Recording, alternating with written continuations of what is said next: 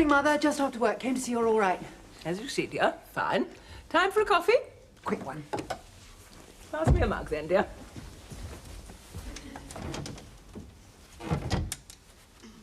Mother? What, dear? Thought you were far too much of a snob to read this. What? I'm not a snob, Sarah, dear. I just occasionally read The Sun because I think it's important to try and understand how common people think. But you're not a snob. No. Good heavens! What's that, dear? You're never going to believe this scandal right on our doorstep. Do you know there's a 14-year-old girl in Stipton who apparently... Oh, yes, Kim Sanderson. Yes, that is her name, actually. But you'll never guess what she's... The one who's been running an escort agency from the spare room of her parents' council house. Well, yes, but how on earth did you know about that? Oh, it's been common knowledge for months. Everyone knew about it. I didn't. Who did you hear about it from? I think it was Valerie Brown on the pension counter's sister Mary. Oh, that makes sense. She's the worst gossip in the world. This is not gossip, dear. It's true. How do you know? Well, it must be true. It's in The Sun. Doesn't necessarily follow, Mother. Anyway, something can be true and still be gossip. You sound very disapproving. Yes, I think I do disapprove of gossip. Oh, but if you never heard any gossip, you'd miss such a lot. I mean, when you hear things like what that girl Tanya Williams was doing behind the science block at the Comprehensive, well... Gossip just panders to the lowest and most prurient instincts of... What? What do you mean, what? What was Tanya Williams doing behind the science block at the Comprehensive? Oh, I see. That's why you said what. Yes. Well? Sorry, dear. What was she doing? Well, No, dear. I'm sure you wouldn't thank me for pandering to your lowest and most prurient instincts, would you, Sarah?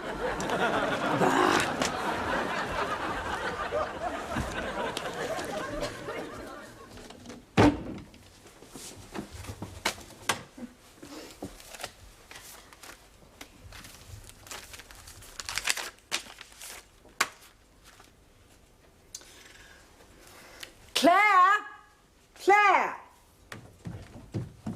What is it, Mummy? I wonder if you would tell your friend Derek that St. Valentine's Day is on February the 14th. Oh, he's still besotted with you, isn't he? Yes. He thinks you're the most beautiful thing he's ever seen.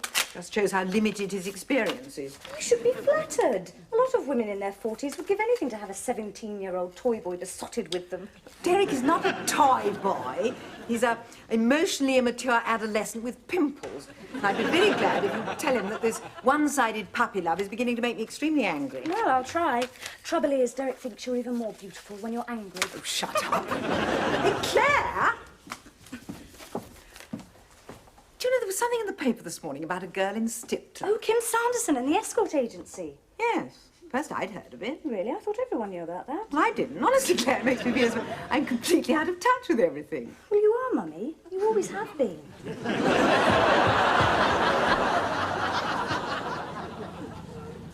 Yes, I'd heard about the teenage brothel keeper of Stipton. Oh, begins to look as if I'm the only person in the world who hadn't. Full marks for keeping your head above the mire of gossip, Sarah. Should make you feel very virtuous. Doesn't. Makes me feel I'm missing out on something. Ah, it's not that important. Trouble is, when Henry was alive, I was spoiled for gossip. As a doctor's wife, you don't have to go out looking for people's secrets. They come to you every time the phone rings. I knew about most women's pregnancies before they did. I knew which 14-year-olds wanted to be put on the pill. I knew which husbands had done something they shouldn't have done on business trips. I was a walking compendium of scandal. Except, of course, it was all privileged information. Oh, yes, I would never have told anyone. At least I knew. Well, I'm afraid you've lost your private source of scandal, so now all you can do is muck in like the rest of us. With muck being the operative word. No, that sounds far too much like the way my mother behaves. Ever since I can remember, she's been always rubbernecking on other people's conversations, snatching out odd rumours and sending them rattling round her own private grapevine. I just hate the thought of becoming like my mother. That is the primal scream of daughters since the world began, Sarah. Anyway, your choice is quite simple. Either you succumb to the gossip within you, give in to that instinct of prurient curiosity, which we all possess, or you maintain your posture of righteous detachment. Yes. And resign yourself to not knowing about dirty doings in Stipton. No. Or what Tanya Williams got up to behind the science block at the Comprehensive. No. Russell, I don't suppose you... Oh, no, sir. I wouldn't wish to be responsible for turning you into a gossip.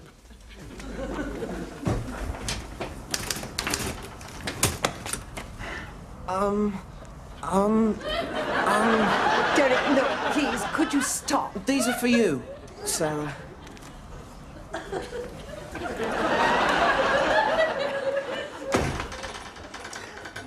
Shut up, Russell. Haven't said a thing, have I? Mrs. Robinson.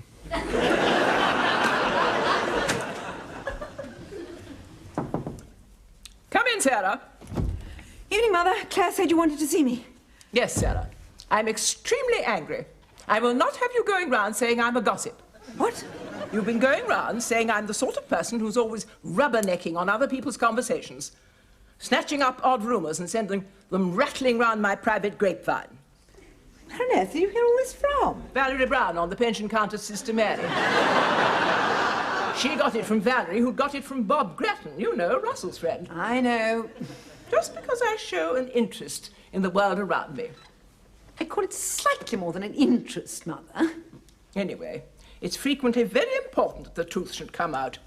If those young men in America hadn't been nosy, President Nixon might still be on the throne. Mother, I think it's slightly over the top to compare the sort of rumours you spread around with the Watergate scandal. Anyway, come on, it's not that serious. Get off your high horse and offer me a drink. Oh, very well. I'll have a small sherry, too. I haven't forgiven you, though, Sarah. Branding your own mother a gossip. You can't deny it. It's an obsession with you.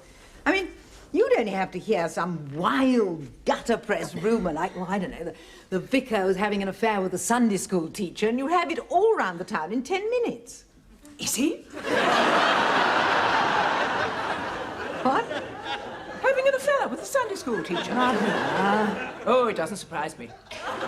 I've always thought he was hiding some little secret. I was never taken in by that holier-than-thou manner. Mother, it was just an example, not serious. I was joking. There's many a true word spoken in jest. Well, not in this case. I wonder. No, Mother. No, no, no, no, no. Now, you will never repeat that rumour, will you? No. No, of course not, dear.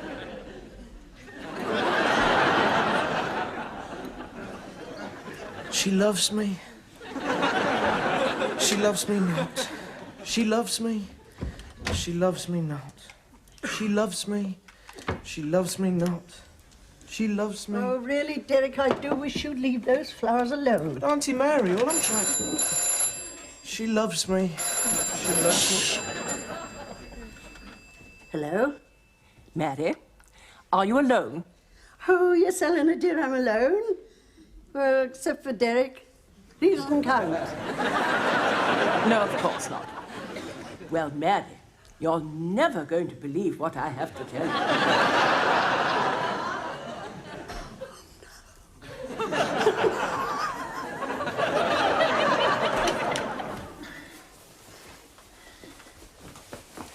Oh, Mummy, glad I caught you. Could I borrow the Arga this evening? Yes, of course. What for? Well, it's this big barbecue at the badminton club. A group of us are going. I said I'd provide about 3 tons of sausages. Yes, of course. Thanks. Why do you need the Arga? Surely the sausages will cook on the barbecue, won't they? Oh, come on, barbecues never work. You know that. You always have to cook everything beforehand. That's true. Anyway, of course you can borrow the Arga. Thanks.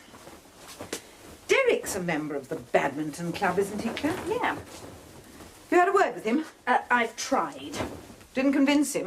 No, not really. I'm afraid he wants to protect you. Protect me, Derek, that's all I need. Well, is it because you're a widow, because you're on your own, he thinks you need him? Heaven forbid I should ever be that desperate. Would you think differently if I got a man around? Suppose he might.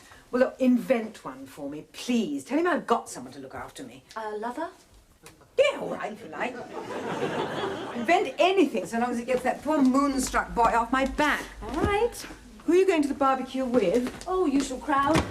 Pauline and Rog, Gemma Williams and her new boyfriend. Gemma's sister's Tanya Williams, isn't she? Yeah.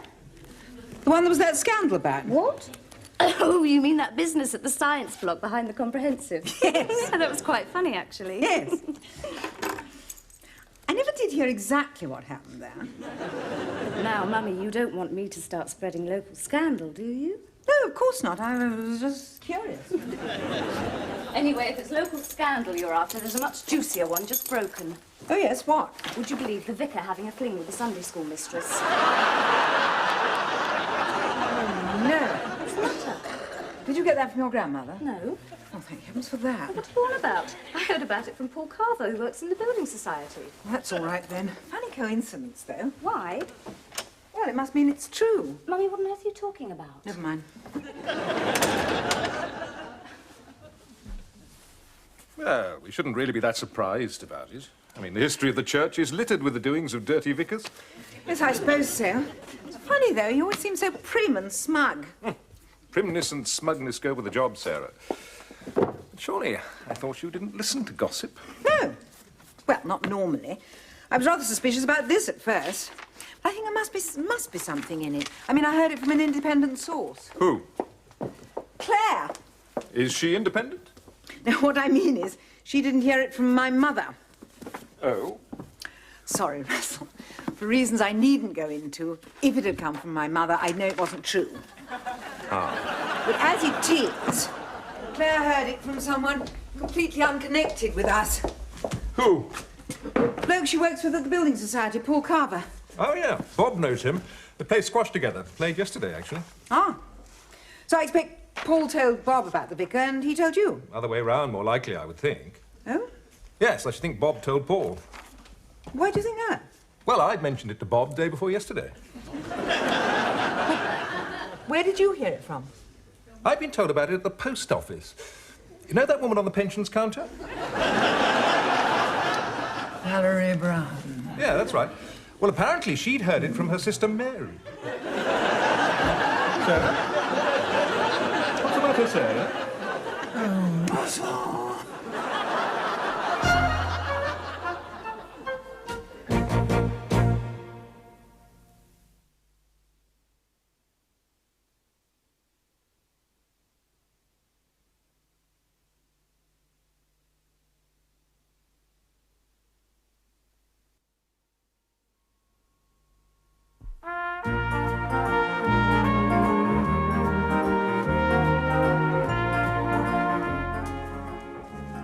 This is where she actually cooks.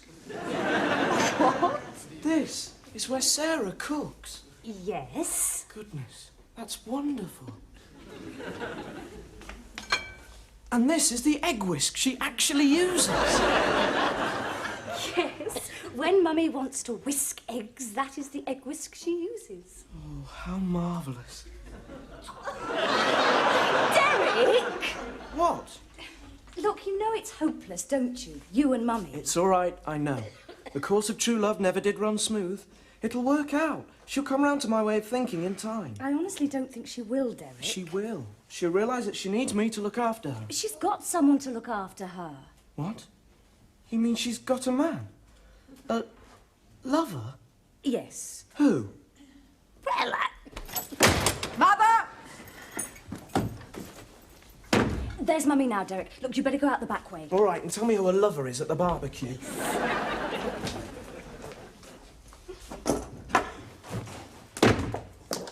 Where's Granny? Well, I've only just got in from work. Isn't she down in her flat? No, just look, no sign. Well, she can't be far away. Oh, just a sec. I think she's off at one of her hen parties. You know, gallons of sweet tea and gossip. You don't have to tell me. Actually, come to think of it, I think she was going to her friend in Summerley Cottages. What's her name? Mary. Valerie Brown on the pension counter's sister. Heaven knows what they're cooking up now. What do you mean?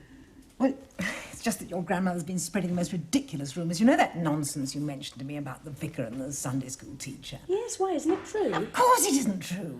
Well, that would explain it. Explain what? Well, a most peculiar thing happened at work today. The vicar rang me up. Rang you up? Yeah. Well, he sounded pretty furious. He said he'd heard that I was spreading a rumour about him and he wanted to know where I'd got it from. Oh, Lord, what did you do? Well, I put him on to Paul Carver, who told me about it. What did he do? Suppose he referred him to the bloke who told him. Russell's Bob. Was it? I didn't know that. Yuck.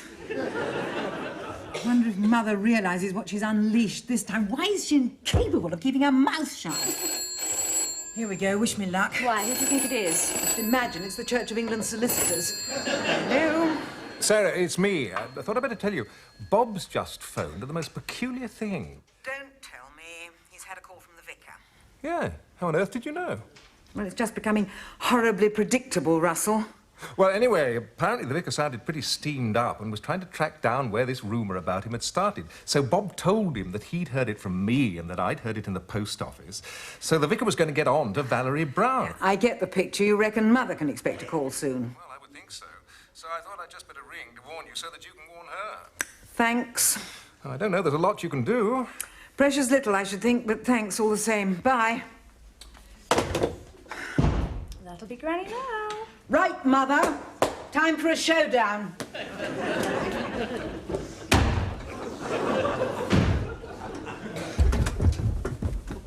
Mother.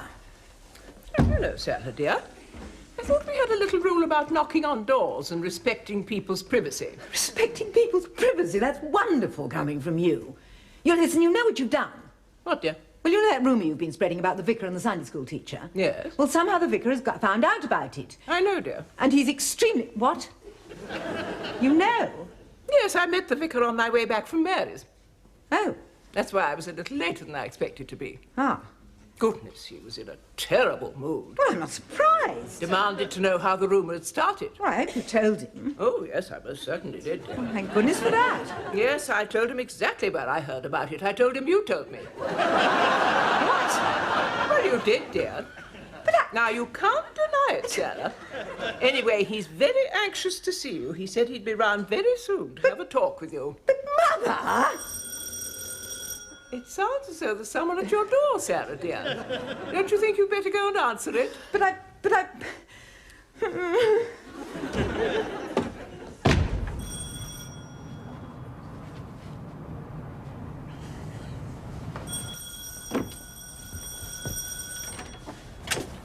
Good evening. Mrs. France? Yes, good evening. Do come in through here, Mr. Reverend, Your Reverence. Call me Vicar. Yes, certainly, Your Vicar. Do sit down. Thank you. Could I get you a glass of sherry? No, or- thank you, Mrs. France. No, of course not. Not while you're in uniform. I beg your pardon. Nothing. Look, I'm sorry. This is frightfully embarrassing. Yes, the situation has caused me considerable disquiet. I'm not surprised. But I have always found in the past that when some sort of scurrilous rumour has started circulating, the only way to stop it is to find the original source of that rumour, find its first begetter, as it were. Yes. My researches in this particular case have led me to you, Mrs. France, as first begetter. Well, yes, I can see that you might think that, but the circumstances, I mean, I didn't really beget it. I just sort of mooted it. Mooted it? Yes, sort of as a frivolous suggestion, just as an example for an argument I was having. It wasn't meant to be taken seriously. You must understand, I hope someone in my position is bound to take it extremely seriously. Yes, of course, it must be terribly difficult not being a dirty vicar and having I to... beg your pardon. Look, I can explain. What I said to my mother was just a sort of stereotyped example. I mean, I might just as easily have said, oh, I don't know, that the bishop was having an affair with an actress. Ah, now that I didn't know. No, that is totally untrue. For heaven's sake, don't start spreading that around. I'm terribly sorry, Vicar. So am I, Mrs. France. I can't tell you how sorry. However, I think under the circumstances there is one important question I have to ask you. Oh, dear, what? When did you see us together? Me and Miss Compton Ackersley. Was it that time in the vestry when we were supposed to be preparing for Harvest Festival? I knew someone had been in the church, because when we came out of the vestry, there were 2 tins of pineapple trunks that had not been there when we went in. Was it you who brought the pineapple trunks, Mrs. France? No, I said... You must understand, Mrs. France, that my life has not been easy. The fact is, my wife is a wonderful woman. Perfect helpmeet for one of my calling. Absolutely ideal. There is no one in whose hands I would more happily leave, say, the running of a white elephant stall to fate. However, There is more to marriage than white elephant stalls. Isn't there, Mrs. Frank? Yes, much more, Mr. Your vicar. Why won't you tell me who it is, Claire? Well, I don't think she's got a lover. I think you're making it up to keep me off her back. no, she has. She has.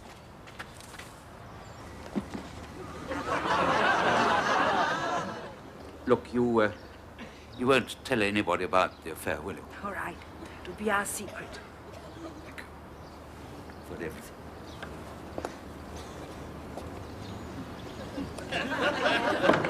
Gosh.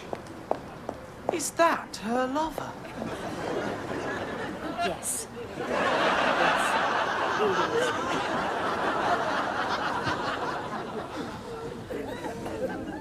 Do come and sit down, Sarah, dear.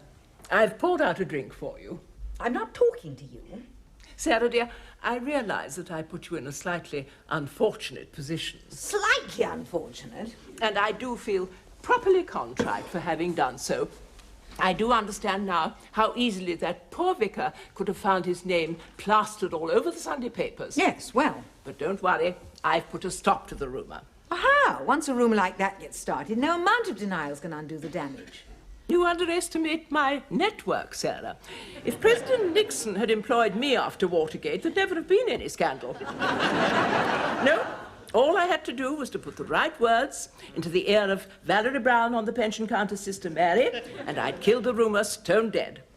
What did you say? Ah, now, Sarah, we all have our professional secrets. No, the vicar's reputation is quite safe, I assure you.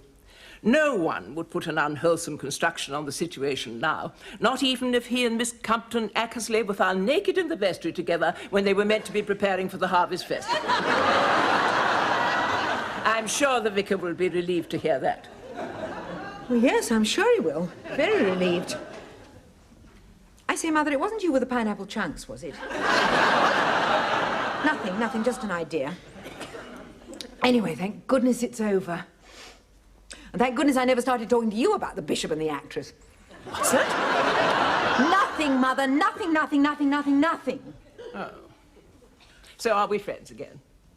Well, Please, Sarah, well, go on. all right, Mother. Good. On one condition. What's that? That you tell me exactly what Tanya Williams did behind the science block at the Comprehensive. Very well. Well, what actually happened was that... Excuse me, dear. Hello? Oh, hello, Mary. Really? Your nephew, Derek? Yes, well, I always thought the vicar was up to something. But who? Good heavens. Yes, well, thank you, Mary. Goodbye. Well, you are a dark horse, aren't you, Sarah?